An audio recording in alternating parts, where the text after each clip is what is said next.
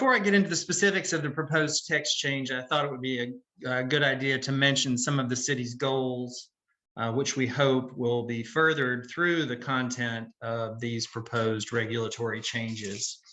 First, as we all know, there is somewhat of a mismatch currently between the current demand for housing versus the current available supply of housing.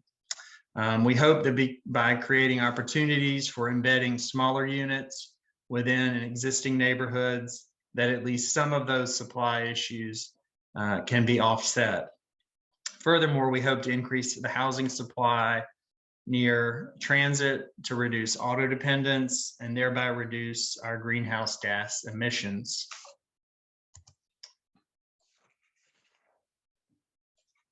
We call this ordinance Missing Middle 2.0, More Homes, More Choices, because it follows another text change titled TC 520, which was called Missing Middle, which nudged up density slightly in our residential zoning districts and allowed for more housing types in various zoning districts, such as introducing 2-unit living in the R2 and R4 zoning districts, and townhouses in the R6 district. This ordinance takes that concept a bit further. Additionally, it has a strong focus on increasing access between new residential development and planned transit improvements. Basically, this ordinance can be broken down into a relatively short list of components, and I'll go over each of those in a bit more detail later, but I wanted to highlight them here at the beginning. First, it takes the recently introduced tiny home building type and reduces the lot sizes down originally proposed for those and increases the size allowance for the tiny house building type. It also allows for that building type to house 2 dwelling units rather than just 1. Secondly, it allows for the creation of flag lots, which are essentially a lot behind another lot in residential zoning districts. However, those would be only allowed for the construction of tiny houses. It also synchronizes the minimum lot width standards across the various building types, most specifically apartments. Hey, Eric, I'm sorry to interrupt you, but we've had a gentleman in the chat say that he's not able to see your slides. I'm wondering if anyone else is having that issue. They could indicate in the chat, or if it's an issue that we need to try to troubleshoot for Mr. Sullivan. Are you seeing them, Katie? I can see them, and I can't see you anymore, but I can see your slides. And it looks like Shannon can also see your slides. Maybe Justin Booker. Yeah, I was gonna say, Justin, can you reach out to Ben on the chat and see if you can assist him? Yeah, no problem. All right, thank you. Sorry, Eric. That's okay. I appreciate you bumping in. Like I say, I can't see the chats while I'm going through the slides. Too many things on the screen. Yeah, I'm here for you. This ordinance also allows for 2-unit townhouse developments in the R4 zoning district, which is really more of an ownership change, as R4 zoning already allows for 2-unit living in what we call an attached house, or perhaps more commonly known as a duplex. However, the city's regulations don't allow for fee simple subdivision and ownership of each unit individually outside of a condominium ownership type. The city's regulations already allow for detached houses, tiny houses, and attached houses to have accessory dwelling units. This text change proposes to allow a townhouse lot to also have an accessory dwelling unit, or ADU. Additionally, in areas proximate to frequent transit, and I promise I'll go over that in more detail later. I know that's something that's a lot of people expressed interest in. So we will get to that. But this text change proposes allowing 2 ADUs per most lots in those areas, with the exception of townhouse lots, which would only be allowed 1. In these frequent transit areas, this text change also introduces new allowances for apartment building types to both the R4 and R6 zoning districts, as well as introducing an allowance for multi-unit townhouses, meaning 3 or more, in the R4 zoning district, if proximate to transit, frequent transit. Furthermore, the changes proposed to increase allowed densities in these frequent transit areas. In regards to neighborhoods that have restrictive covenants or homeowners association covenants, these regulations do not trump any existing or subsequently adopted restrictive covenants that may exist. So those would still govern the individual neighborhoods. Furthermore, any regulation within a neighborhood conservation overlay district would take precedence over any regulations herein, which is already the case today, where a neighborhood conservation overlay district, or NCOD, may conflict between the city's base zoning regulations. The NCOD rules take precedence. To further the utilization of more modest sized dwellings, we are proposing to reduce the minimum size of a standard lot in R10 down from 3,000 square feet to 2,000 square feet, and in the R6 district, reduce it down from 4,500 square feet to 3,000 square feet, as well as change the minimum lot depth for those in the R6 district to 50 feet, whereas the recently adopted tiny house regulations require 60 feet depth. This would also increase the size allowance for a tiny house up from the current 600 square feet to a total of 1,200 square feet, but it does set a building footprint of just 800 square feet. So a structure would need to be 2 stories or 1.5 stories to enjoy the maximum 1,200 square foot allowance. Similarly to how we allow attached houses in most districts, we also propose that we do that with tiny houses where they are permitted, so to allow them to be 2-unit living.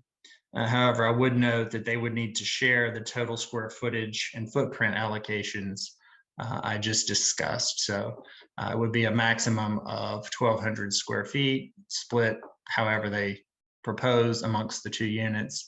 And again, they would have to share the 800 square foot footprint.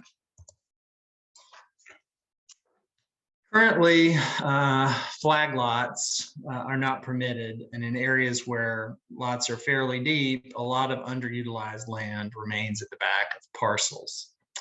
The Missing Middle 2.0 text change proposes to allow the creation of these typically small flag-shaped parcels that have narrow pole-like street frontages, which lead to larger buildable flag-like portions at the rear of the lot, of the original lot. Doing so would allow for easier financing for what would otherwise be similar to an ADU, but because it would now sit on its own lot, financing becomes less of a hindrance because it can be sold apart from the residual lots, land and structure. These flag lots are proposed to only allow for a tiny house, and no additional accessory dwelling units would be allowed thereon. The flag lot. These lots would allow structures somewhat similar to an ADU otherwise, and in that same location. Typically, these lots would be limited in impervious surfaces, also either through percent impervious limitations currently set forth in the various zoning districts for older lots in older parts of town, or by stormwater control plan if the property was already part of an area governed by stormwater control devices and a adopted stormwater plan for that neighborhood. The maximum amount of impervious surfaces allowed overall, therefore, remains the same, regardless if it is used for 1 house or 2. So for instance, this lot with the home in the front and then the proposed flag lot in the back, if today that was a 1/2 acre lot, and zoned R4, it would be entitled a total of 38% impervious for the totality of the land. Creating 2 lots out of that 1/2 acre lot does not increase what 38% impervious surface translates to. So it's not giving him the ability to have any more impervious than the 1 lot would already otherwise enjoy.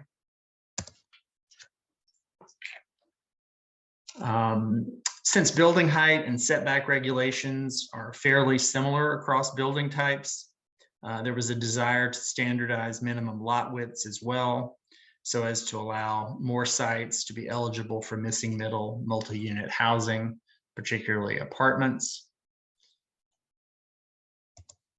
Here are some examples of missing middle housing types, with those in the middle column and the left side being local examples of multi-unit living integrated into what we would typically consider more traditional neighborhoods, and we think they blend in quite well. The original missing middle text change, as mentioned earlier, introduced the 2-unit attached house building type in the R4 zoning district. However, that does not allow for a fee simple subdivision of the land underneath each unit like a traditional townhouse could be. Therefore, someone must either own both sides of the attached house or utilize a condominium form of ownership to allow for each unit to be sold separately.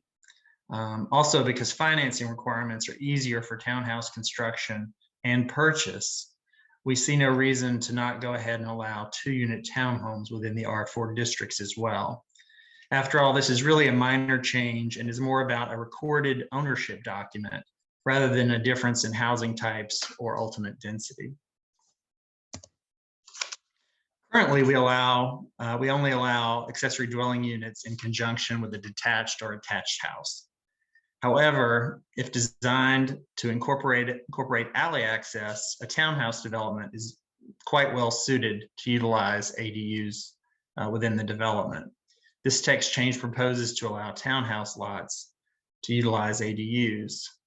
While not limited to just new townhouse developments, it might be challenging to incorporate them into existing developments, particularly those that don't already include alley access, but they are not necessarily precluded from being added thereto either, provided they meet other code regulatory requirements.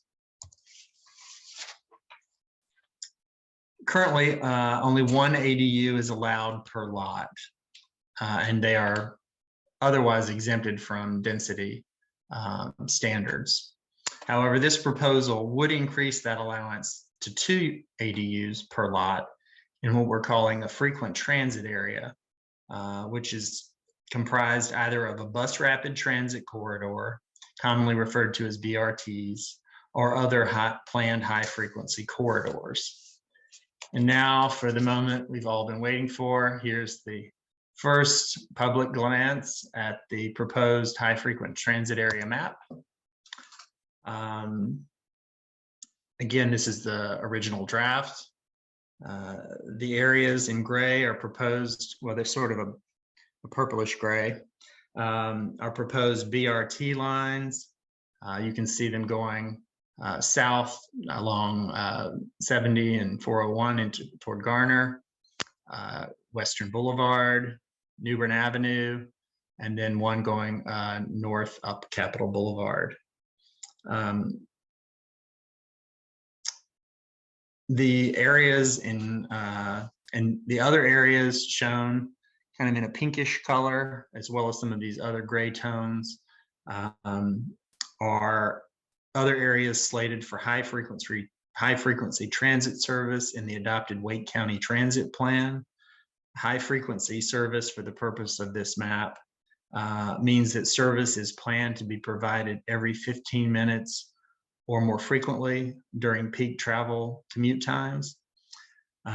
These mapped areas include properties within 1/2 a mile of the bus rapid transit lines and 1/4 mile of proposed high frequency transit, and will need to be incorporated into the comprehensive plan through the adoption of a map by the City Council.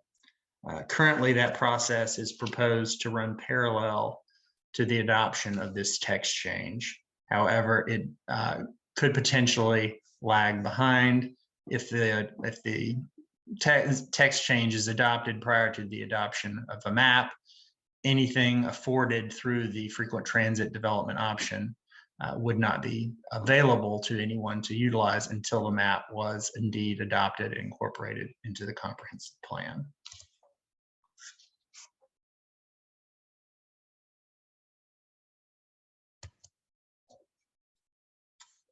In these areas near planned high-frequency transit, the city wishes to encourage ridership, which will ultimately necessitate density increases. In order to facilitate that, the ordinance proposes to allow apartments in these areas, including properties zoned both R4 and R6, that would otherwise not allow for that building type. Similarly, this would promote the use of multi-unit townhouses, 3 or more units, within these frequent transit areas as well, including the R4 district, which currently prohibits that building type entirely. The Unified Development Ordinance has structured its residential zoning districts around a lot area per unit standard as far as density is concerned. This text change proposes to reduce the lot area per unit requirements in an effort to further encourage new residential development to locate within these frequent transit areas and support transit utilization and help the city meet other environmental and sustainability goals.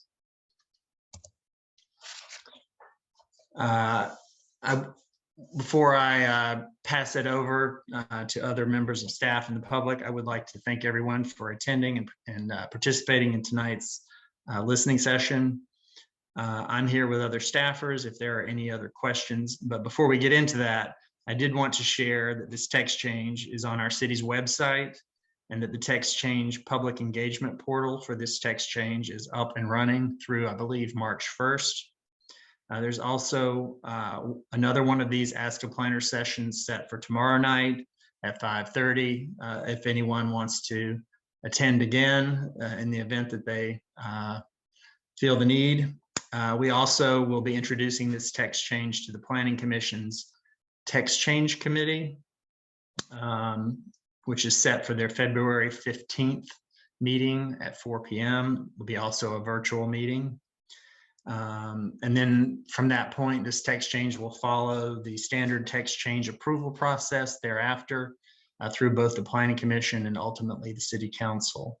You're welcome to attend those meetings, again, all of which currently are virtual, potentially going back to in person, perhaps before the finalization and adoption of the text change. But you're welcome to comment as permitted through those public meetings or through submitting written comments to Planning Commission or City Council members. And with that, I will invite my colleagues to join the podium and share in fielding questions.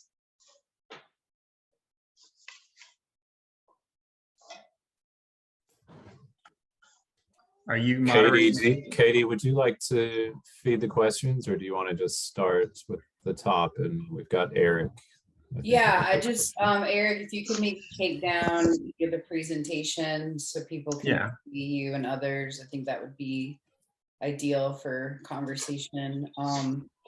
But we have a few questions that just came in at the end there. And then we have a couple raised hands. So I'm going to start with a question and then I'll jump over to the raised hands. What are the proposed density limitations for townhomes and apartments in the transit proximate areas?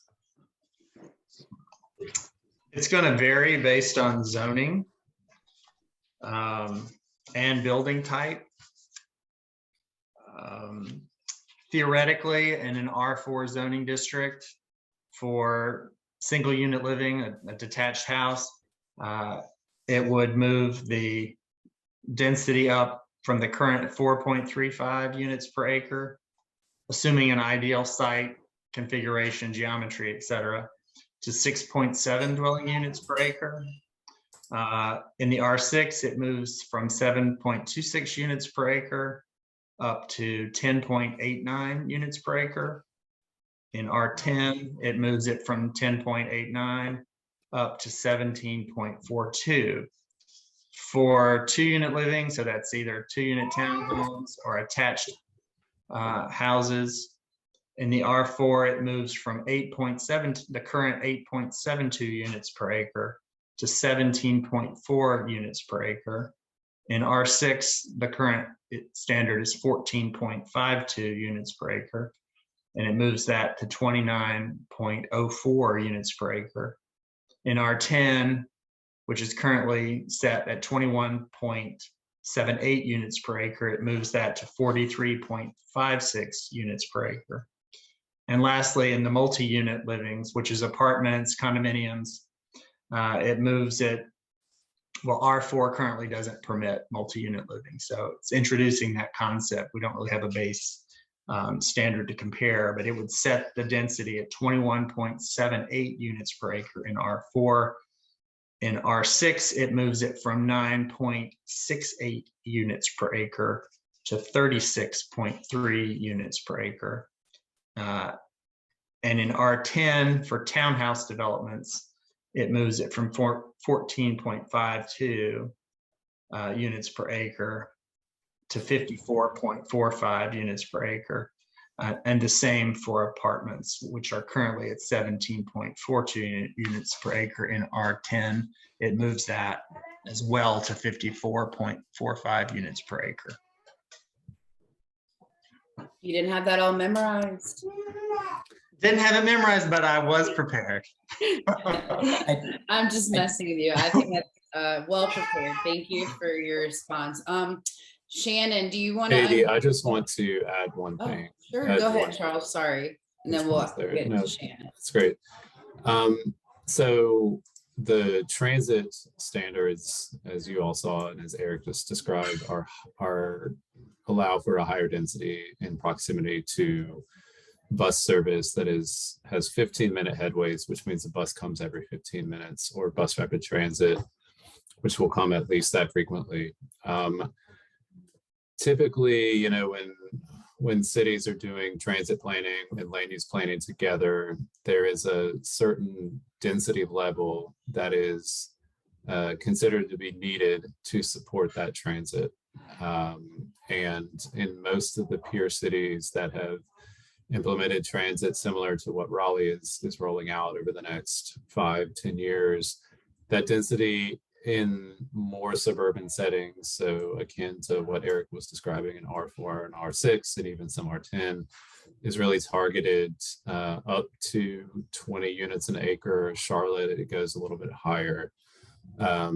When you're in closer in neighborhoods, so think inside the Beltline, some of those type of neighborhoods on that map in that transit area, the densities that are sort of needed to support transit, to make the transit function well, and to, I think, remove some of the cars from the roads, which is one objective of transit planning, goes up to, you know, 30 units an acre in some places. And so that's really the rationale behind increasing those density standards close to transit. Thank you for adding that, Charles. Appreciate it. Shannon, do you want to unmute yourself and ask your question? And then we'll go back to the other questions in the chat. Thank you, Katie. I do have a question about, since this is missing middle housing, and it's supposed to address that piece that we are missing here, are there any zoning restrictions, particularly for two areas? The flag lot ADUs, in terms of long-term leasing versus short-term, and possibly the BRT routes that you outlined. You know where I'm going with this. This has happened in many cities around the country where they do create ADU access and some more dense zoning, but they turn into Airbnb and VRBO rentals because that's much more profitable for the owner of the lot, especially if it's, you know, a flag lot that they have. And that's just been a concern that folks that I've been talking to just around the community have had, and I don't see any of them on this call in particular. They may be on your session tomorrow night. So I wanted to just put that out there. Yeah, I'll be happy to answer at least the first part of your question regarding short-term rentals. This ordinance does not speak to the short-term rental regulations. So those that are in place are what would be assumed to govern any new dwelling units that are provided through this ordinance. So a freestanding tiny house on a flag lot or otherwise currently would be allowed to be used for short-term rentals under the city's regulations. We're not proposing with this ordinance to modify those short-term rental requirements. And Charles, did you want to speak to the second part? Yeah, sure. Let me just, so Shannon, you may be familiar with some of the accessory dwelling unit programs that the city is currently rolling out. The issue of short-term rentals, yes, as Eric said, there's nothing in this text change that directly addresses that. The city is currently monitoring accessory dwelling unit permits and use as the permits come in. We're just getting this monitoring program going. We're modeling it after a program in the city of Seattle. So the mayor there created to really find out how ADUs are being used and use as short-term rentals, VRBO, Airbnb is included in that. And I can't promise you that there's going to be any changes to the regulations in the very short term, but I think the idea here is that if the city finds that ADUs are really primarily being used for Airbnbs and that sort of thing, there may be some changes in thinking about how those are regulated, but for now, there's nothing. As to affordability, there is some inherent affordability to tiny homes and ADUs, although they're not necessarily affordable. So I always steer clear of calling ADUs and tiny homes affordable housing. But we do have specific programs in place, and I should say we're starting programs to target the affordability of ADUs. We're working with self-help right now on potentially the creation of a low interest loan program to help construct affordable ADUs where that loan would be tied to the affordability of the unit. Other cities have done this and sort of set the affordability rate at 60%. There's no reason it could be lower or higher. But yes, I would say great question. And we do know there are sensitivities about use and affordability with some of these types. Thank you for that answer. Yeah, I know that changes are usually reactionary. So I'm really excited to hear that you have a monitoring program in place so that you'd be prepared if you saw a trend. So thank you very much for that.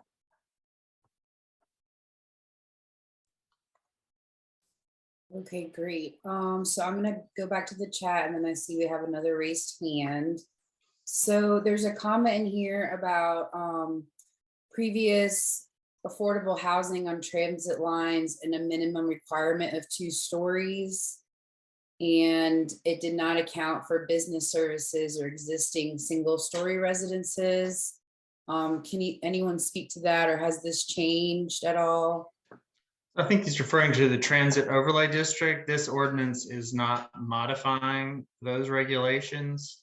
So any allowances or requirements or prohibitions set forth therein would remain. Currently, this ordinance does not touch that transit overlay district regulatory framework. Okay, thank you.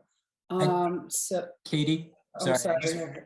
Okay, I just wanted to add, thanks, sorry about that. I just wanted to add one more point to Eric's comment that these regulations do not speak to a minimum story requirement. So that specific limitation that was included within the TOD, which is a district that will be mapped with even closer to bus rapid transit lines, whereas this specific frequent transit development option will be a little bit more expansive in terms of its geographic scope. it also doesn't have quite the same level of permissions or restrictions as the TOD. So that minimum 2-story requirement is not a limitation of the frequent transit development option, if that's something a party is interested in. But of course, if you are held to the TOD standards, those would control. And so there will be some areas of overlap, as Eric mentioned. Okay, great. Thank you, Keegan. I'm going to move to the next person who raised their hand. I believe your name is pronounced Schwa, but I could be saying that wrong. Correct. Thank you. Okay, great. You've unmuted, so go ahead and ask your question. Right. Thanks for calling me. I do have a couple of questions, but I'll ask this one first, and I'll see if someone else have another question. But I'm just wondering. So Charles, you mentioned a little bit about how this push for 60% AMI, if I'm not mistaken. But just curious with regard to the missing middle. Is there at least a ballpark number of what proportion of these new housing would you expect to be at 60% or below? How many percent is 30% or below? Because I think right now there's a call for more housing that could be affordable for people making 30% as of now, due what was the wages and the economy and all. We anticipate these regulations being used by both existing residents, private developers, affordable housing developers. Any and everyone would have the availability to use the regulations herein. Personally, I can't predict the uptake of any of these products by people who are essentially subsidizing the cost of housing. So I really can't tell you what percent of units, because we really don't know how many units ultimately might take advantage of any of the allowances herein. Charles might have some thoughts on that, but I really can't say, because again, this is just an allowed building type. There's no requirement herein that it be affordable.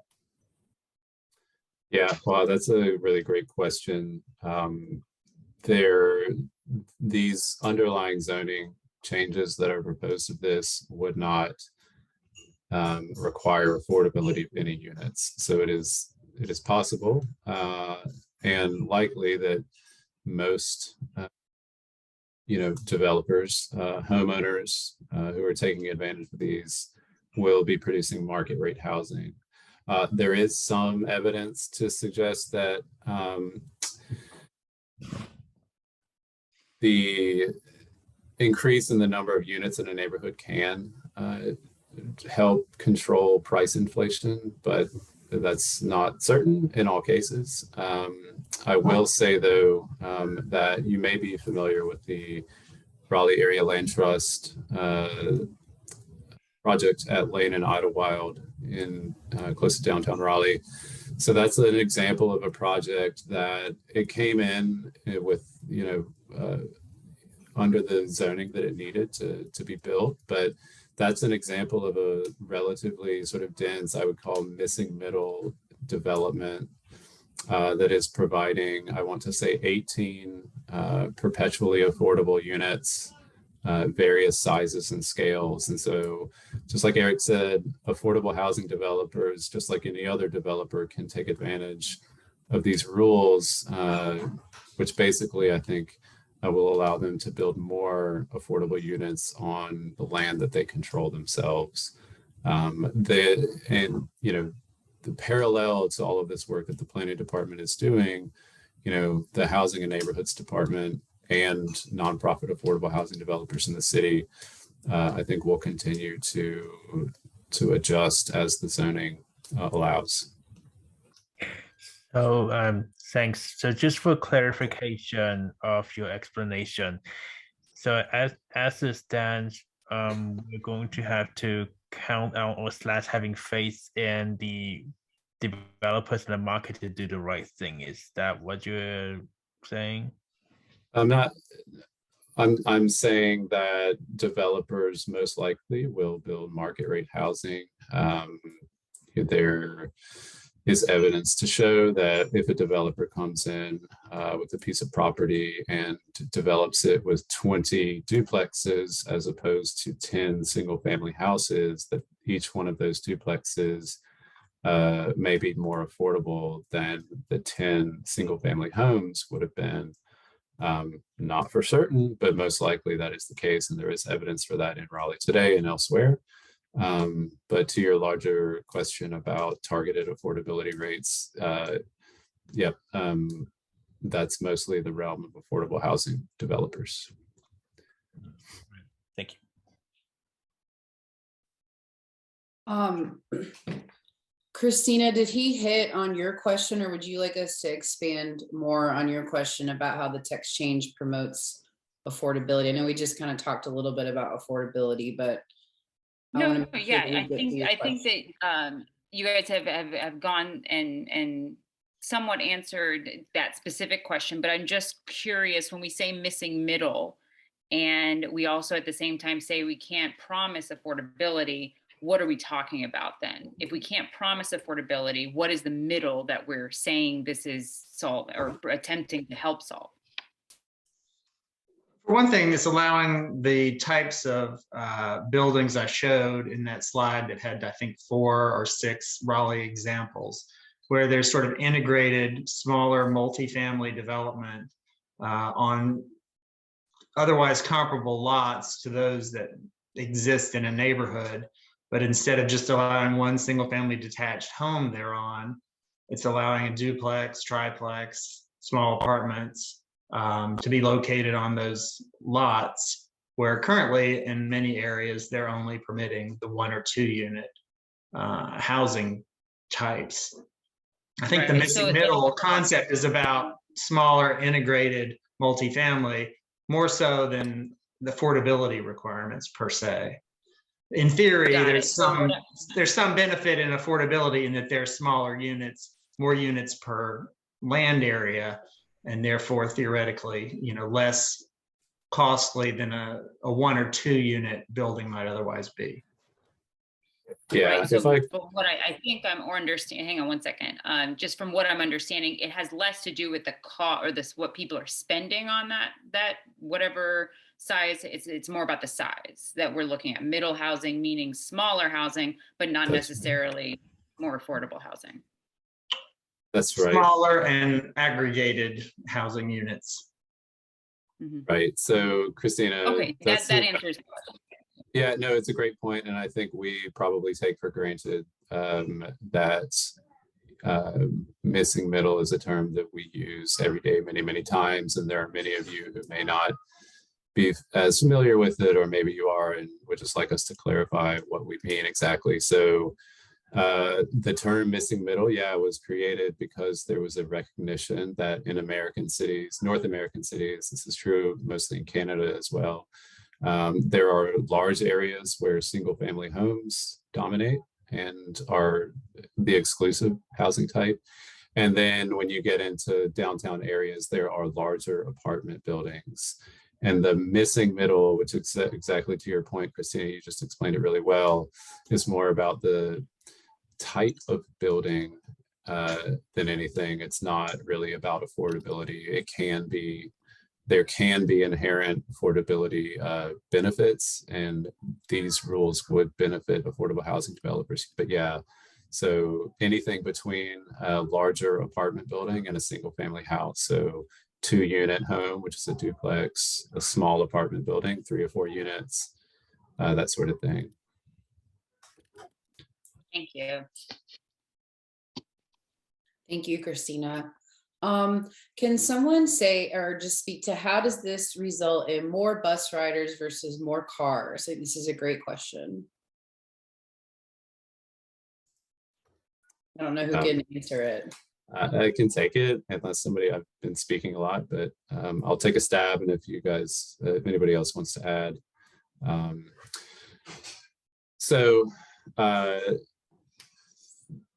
Keep in mind that,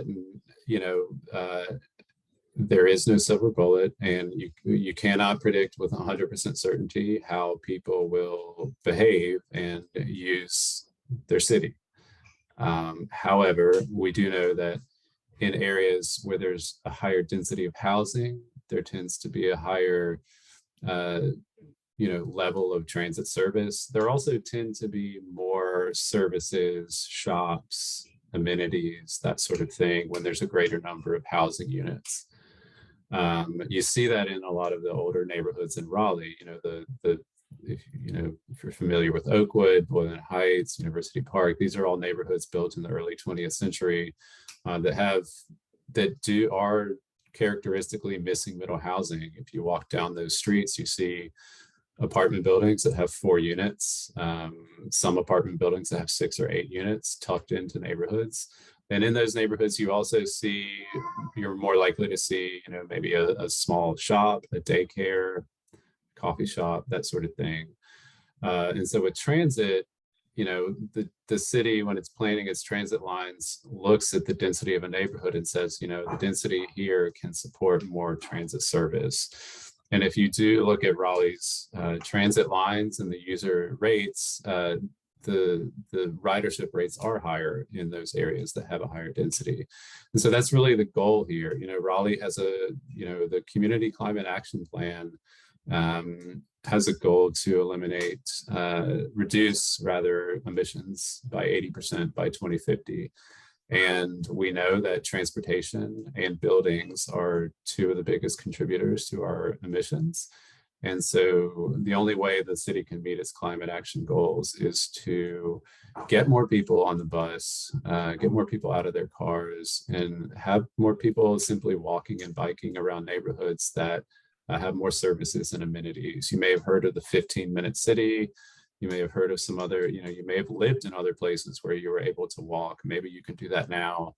But the idea is to get more people able to walk, bike, take transit to, their jobs, to services, that sort of thing. I don't know if anybody else wants to add anything.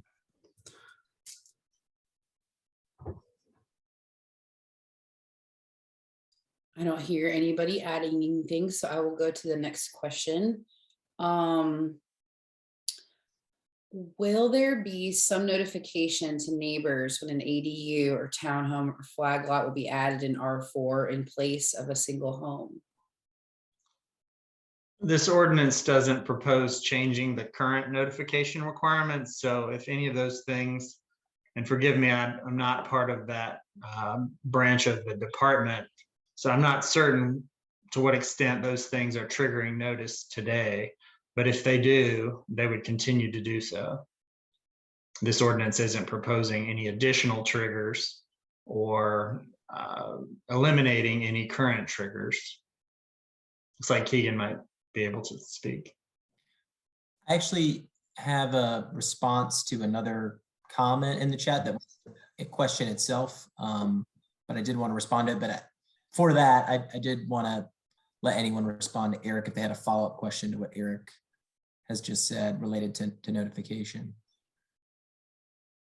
I do believe through the submittal of the subdivision, I do believe the city is sending notice to neighboring property owners. I know that was the practice when I worked in the subdivision arena. Again, that was many years ago, but I think that practice still exists, but I'm not 100% certain of that.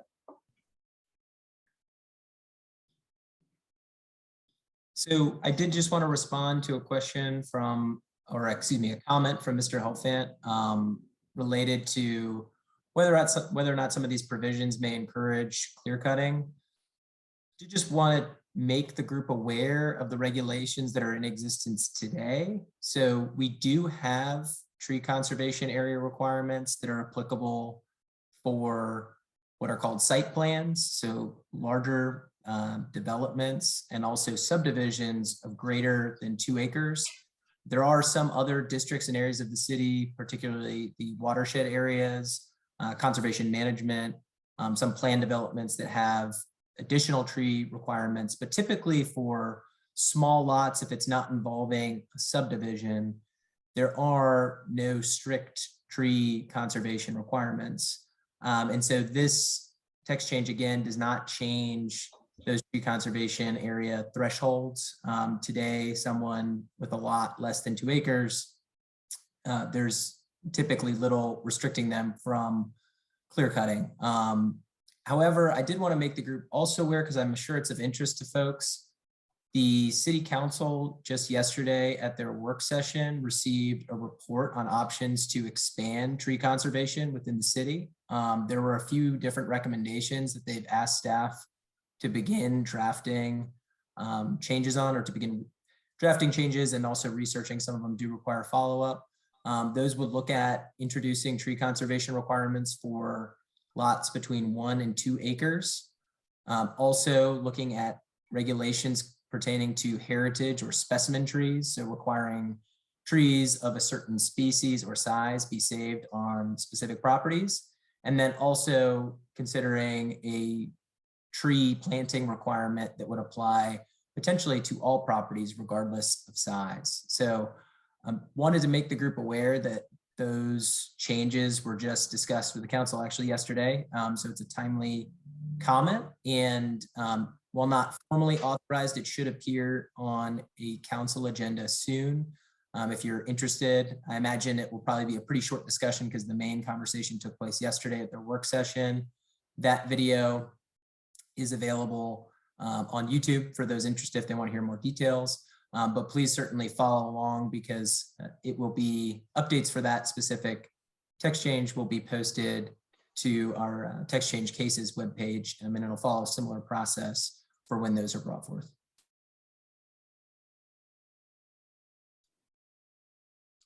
Larry, I saw you raise your hand, and I have a couple questions that were sent directly. So I just wanted to give you an opportunity to unmute first, and then I'll drop back to the other questions. Thank you. I just wanted to address some of the things that I put in the chat. Right now, at least in North Raleigh where I live, if a house is sold, that house typically is demolished and a more expensive home is built in its place. Now, I applaud your efforts of trying to put ADUs and flag lots into R4 districts. I don't really think it's economical for developers to do it. But if it were to happen and that house is demolished, the developer then gets the choice of what he wants to put on that lot. And let's suppose he goes the route of 4 smaller homes, or goes the flag home route. Right now, there will be no notification until construction starts to the neighbors on both sides. And it will affect their property value, maybe for the better, maybe for the worse. We don't know yet. My guess is for the worse. But I think that's something that needs to be addressed, and I don't see any provisions for doing that. Currently, signage only applies to rezoning efforts, which are usually much bigger plots. The other thing I wanted to address is what's happening in North Raleigh in particular. Apartment complexes, they didn't have any choices before, but they will in the future. They're not dumb. They figured out that older complexes that are maybe 2 stories high, they can make more money if they change the zoning on them and make them 5-story high. So what you're going to see is the prevalence of people with affordable housing being asked to move because they can't afford what's coming in next, which will typically be a 5-story apartment complex or something else, and they will no longer be able to afford it. So I guess what I'm saying is we're putting more affordable housing, taking away the inventory faster than we can replace it. So while I think it's a good effort, the direction that you guys are going, I don't think unless you put a lot of effort into particularly new construction areas, not going after established neighborhoods, nothing is going to change. And there's plenty of new development coming online. I think you need to find a way to maybe convince developers to maybe make less profit. I don't know, but I think that's the only way it's going to happen, to set up smaller homes, more affordable homes. And that's the only comments I wanted to apply.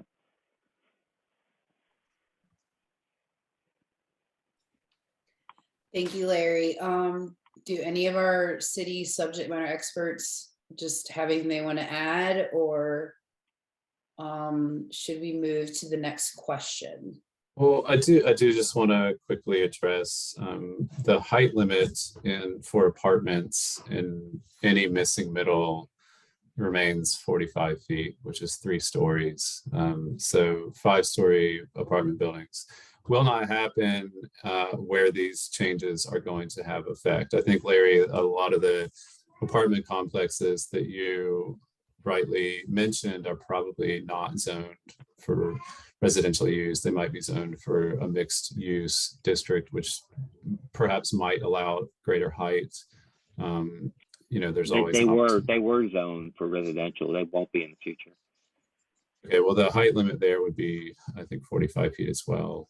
And this so, ordinance doesn't give any additional height to residentially zoned property. That's right. So if they wanted that, they would have to pursue, you know, a rezoning, as apparently, you know, they currently are. However, I would like to mention that I forgot to include information, as this ordinance does, I focus primarily on the residential zoning impacts.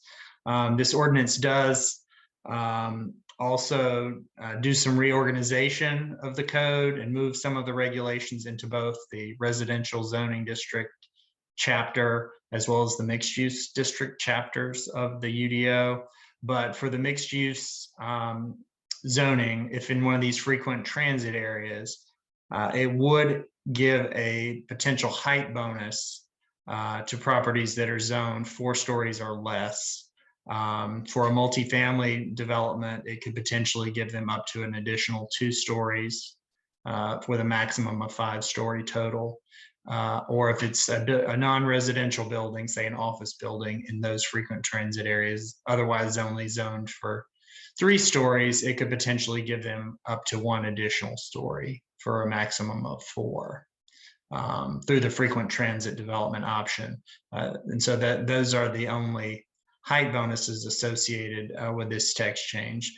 Unlike the transit overlay district that we were speaking to a little bit earlier, it comes with some additional requirements related to affordability. This text change does not carry that same requirement for these frequent transit areas otherwise zoned for mixed use development that could avail themselves of a somewhat smaller height bonus than the TOD otherwise affords. Just wanted to put that out there. So speaking of overlay districts, are there any historic district overlay exclusions or any, you know, do the same rules apply in the historic overlay or? Historic Development Commission review and approval through the certificate of appropriateness is going to trump any setback, height, building type allowances. So they are governed by Historic Development Commission guidelines for historic districts. And so they're looking at context from site to site. So if a historic district context supports a certain height or a certain setback or a certain type of structure, then it could permit it. However, they can also deny things that are deemed incongruous with the character of a historic district. So not necessarily use, they don't really govern use, but they can govern the aesthetics of how a multi-unit living building might appear on the outside, the massing, the setbacks, the height, the presence of an additional building on a site, etc. They also have some involvement with the subdivision process. Keegan, correct me if I'm wrong, have we removed that requirement for Historic Development Commission review of subdivisions within historic overlays? I'm fairly certain they still have that review, but I'm happy to check. So they might have something to say about the creation of a lot that might otherwise be deemed, you know, out of character with a certain neighborhood, historic neighborhood development pattern. So what would happen in a neighborhood, for example, like South Park, which you know, I'm getting some direct messages, but you know, they said that it's not governed by the Historic District Commission. So parts of South Park are in a neighborhood conservation overlay district, regulates setbacks, height, I believe. I'm not certain of all the regulations contained therein, but anything regulated through that neighborhood conservation overlay district specifically, that regulation would remain regardless whether or not this ordinance might theoretically allow something else. The NCOD sort of takes the highest role in the approval process. So it would have to meet that test. Okay. And we had a couple other questions. Are non-conforming lots in R10 eligible for ADUs?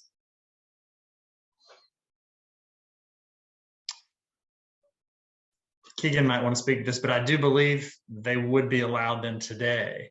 I know the ordinance specifically in chapter 10, where it relates to non-conforming lots and whatnot, it specifically says they can be used for attached houses, detached houses, tiny houses.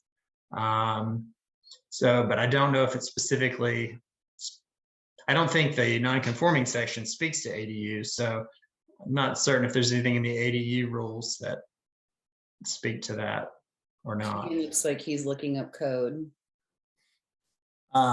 Yeah, I was actually looking up related to the Historic Resources Development Commission. I can say with certainty, this ordinance is not changing whatever that allowance is today. Yeah, I just was going to confirm for the group that the Historic Development Commission actually does have final decision authority over subdivisions within an historic overlay district, and that's done through a quasi-judicial process. Related to the other question, I think Eric is correct. I don't think there's an explicit prohibition on ADUs on a non-conforming lot, assuming you're able to meet the applicable setback regulations. Okay, thank you. So we have one more question in here. Since climate impacts are such a huge issue, why can't all of the missing middle be constructed, or all of the missing middle housing that's constructed be net zero and save each resident after tax income that would normally go to high utility bills? This would also help with affordable occupancy. Does anyone have a comment or something we can add to this? Yeah, Katie, I can take this, and Carl, thank you for asking this question. Another great one. So the city can't require that development be net zero. The city could potentially incentivize it, though that's nothing we've considered to this point. I will say there is some, while it's not net zero and perhaps. Hey, Charles, before you keep going, the question they want to know is why it can't. Yeah, well, I'll get to that in just a second. Okay, great. So missing middle housing, because, you know, if it's a duplex or if it's a small apartment building, each one of those units is sharing at least one wall with another unit. And so there's some efficiency in terms of energy there. There are building code issues that preclude certain types of more energy efficient buildings. You might be familiar, a very common construction type in Europe, Japan, are point access blocks that are different than a lot of what you see around here, where you have sort of double loaded corridor apartment buildings. And these point access blocks allow for more units to have, you know, two, you know, openings, windows on two sides, which allow for more sort of airflow. There's a greater degree of uptake of more sort of sustainable and energy efficient building materials in some of those countries. And the building codes here simply do not allow for certain types of construction. And that is something the city of Raleigh does not control. Those are state building codes. We do have representatives from the city that are on building code councils, and you know, it's a long game, but we can encourage the building codes to be adapted to allow and encourage more net zero passive house building design. Why can we not require it? I don't know specifically. I would need a city attorney to tell us why we sort of can't require things, although we can incentivize things, and that's really, I think, in the short term what we can do. But Carl, we can raise this question and get back to you specifically, or if other folks in this meeting would like to know the answer to this as well, we'd be happy to share that on the project website as we learn more. Thank you, Charles. There's a question in here. For sure, one each ADU allowed per individual townhouse. Is that correct? Okay. And then can someone just maybe differentiate a little more between an ADU and a tiny house? They seem very similar, and I think having a explanation would be helpful. So an ADU technically sits on a lot with another structure. So typically a primary house or a duplex, and then there's a backyard cottage, if you will, on that same lot. Currently, those are typically limited to 800 square feet total. Though if you're a larger lot, I think 40,000 square feet or greater, you get up to 1,000 square feet in those instances. But they're limited in height, I think at 26 feet and 2 stories with 5-foot side and rear setbacks. A tiny house essentially has those same height and setback restrictions. However, because of the extra requirement for the subdivision process and all of the extra entanglements with getting those lots set up and created, the ordinance does allow for a slightly larger unit on either a tiny house lot, which isn't necessarily a flag lot, or in the flag lot scenario, when it's typically behind another structure, it's going to have similar setbacks from the property lines as an on-site ADU would. Tiny houses also can be built on lots that front the street and have a more traditional configuration, albeit smaller, and those have somewhat slightly more generous setback requirements in those instances, but again, limited to 1,200 square feet and 800 square foot footprint. So really it's a difference of square footage, but they're not too distant from one another, but they are not identical in terms of size limitations. Does the 800 square feet include a garage? So for tiny homes, I think the ordinance is specific that anything attached thereto counts as part of their square footage, footprint, etc. I don't think that's the same for an ADU, however. I'll let Keegan chime in on that. Yeah, I believe that's generally correct. I was going to pull up the definition for tiny houses to be certain. We did adjust the definition for. I can read for those. A tiny house is a building, and again, this is the proposed definition, with a building footprint no greater than 800 square feet and no greater than 1,200 square feet gross floor area, constructed to accommodate 1 or 2 principal dwelling units on a single lot. A series of tiny homes as part of a cottage court may be located on a single lot.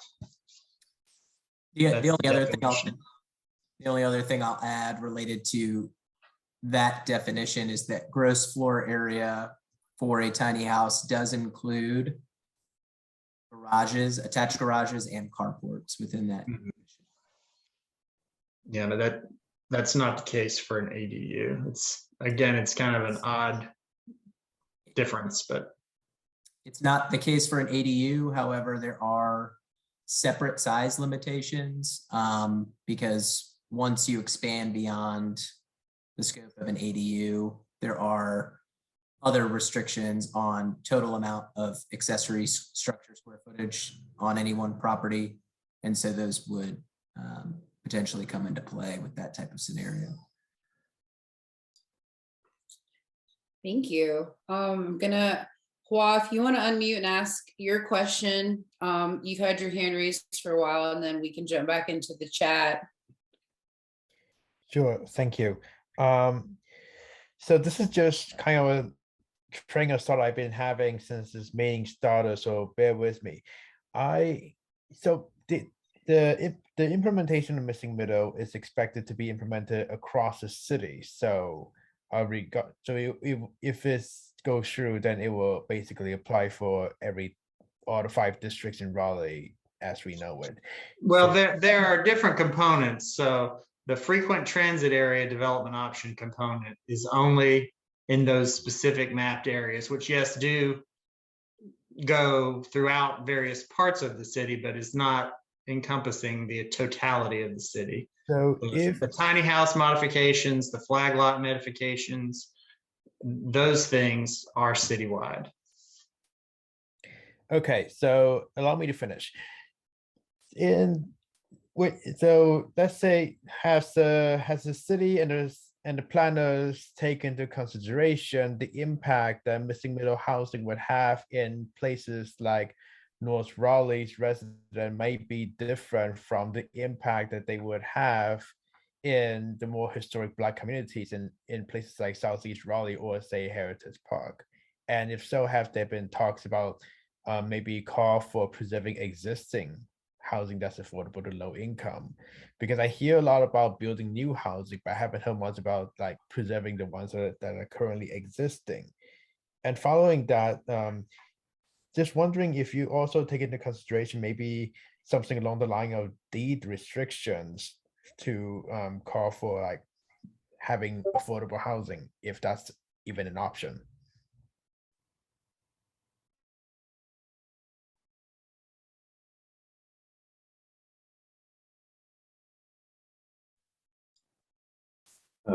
Yeah, I can take this. So this text change,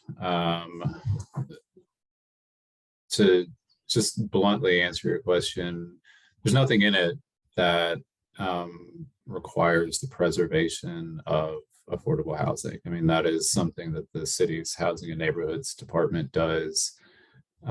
There are those neighborhood conservation overlay districts in certain neighborhoods. So South Park does have one.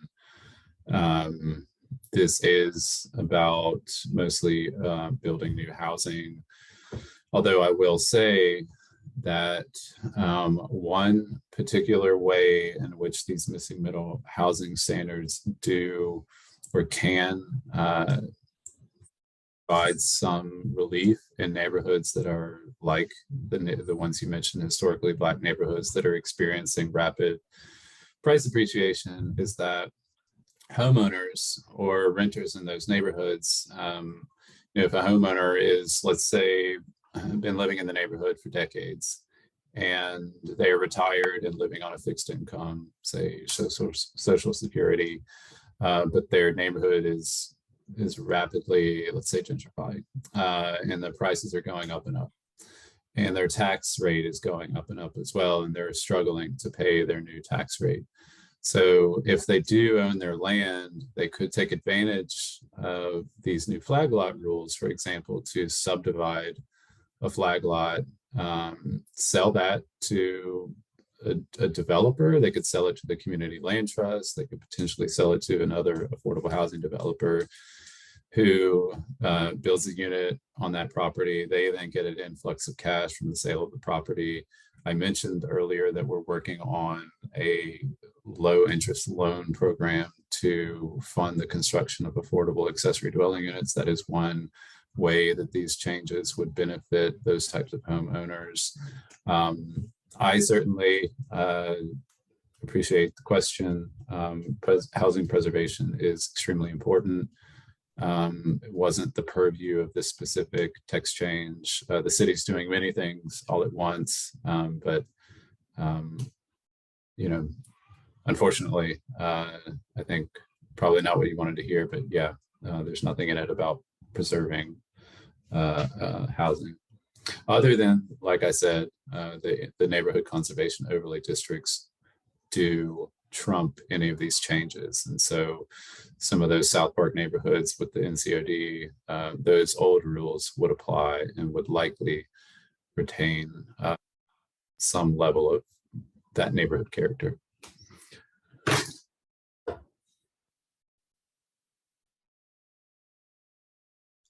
Thank you, Charles. I have not seen any other questions in the chat. I think Keegan is answering the question about how the frequent transit area half-mile distance is measured. We are here. Oh, sorry, go ahead, Keegan. Sorry, Katie, didn't mean to interrupt. I just wanted to touch a little bit more on that point. So this text change does reference those frequent transit areas, which will be a map contained in the comprehensive plan. The actual review and adoption of that map does follow a different process because it's contained within a different document, being the comprehensive plan as opposed to the UDO. And so soon, I believe within the next few weeks, our comprehensive planning division will be publishing that map for initial public review, so people can see the exact extent of those frequent transit areas. It will likely be essentially a combination of existing designated transit areas that are already in the comprehensive plan, but in essence, melded together.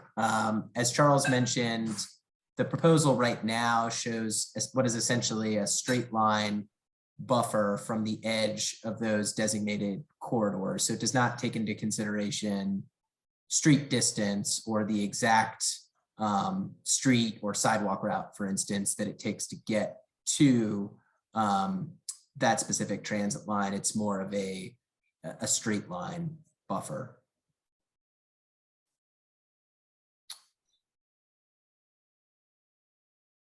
We propose that map will ultimately live in the city and county's geographic information system, IMAPS, so people will be able to know with specificity whether their property's in or outside any of those mapped areas.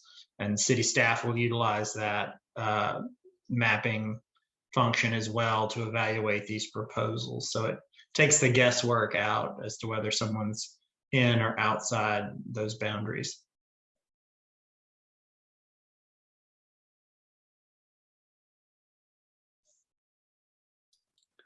Excuse me, I was both coughing and muted, so that was not helpful.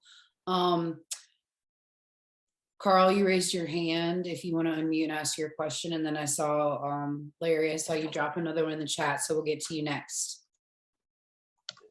Thank you, Katie. So this new amendment or new ordinance change doesn't require preservation of existing affordable housing products and does not require a percentage of housing of all new construction have affordability, like maybe 30% outside of the TOD districts. I'm not sure what the percentage requirement is there. Maybe this should be retooled to accommodate the affordability component, because what you're going to do is exacerbate commuting even further distances for the workforce and service sector out into Henderson and Lewisburg, and all of the sprawl that actually comes out and exacerbates all of this congestion. It's just going to make things worse. They have to be accommodated within the city. And the only way to do that is through ordinances that require the developers to do that. If they don't want to pay it, then you find the money through housing trusts, and you subsidize it and you include it in the product for them, but you don't let them get away with not building a percentage of affordability. So just one thing. So you're probably familiar, Carl and others in this meeting, that the state of North Carolina does not allow cities to require affordable housing as part of developments. There are cities that have Davidson and Chapel Hill, namely, that have, I think, skirted those rules and faced some challenges and had some, I think, what they would call success, but all the other challenges as well. But yeah, we can't require, the city cannot require affordability. There are to your point, very good point. There are trusts, housing trusts. There are other ways to fund affordable housing, but yeah, I mean, the simple answer is the city cannot require developers at any scale unless the city controls the land in some way to provide affordable housing. So that's the short answer.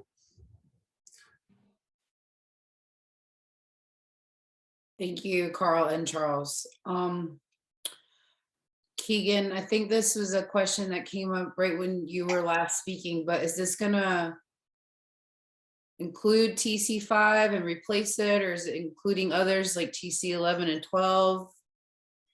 Do you want to speak to that, or Eric, whoever? Yes, sorry, I was muted. I'm happy to speak to that. So each text change is given a different text change number and title for tracking purposes based on when it was authorized. So TC 520, the original, what we're calling missing middle text change, was authorized, I believe, at the beginning of 2020, which is why it has that number. It was a text change and associated ordinance that was passed, adopted, and is currently effective. This text change, we're using that missing middle branding, just building on that terminology that came before, and because it shares a lot of similar concepts.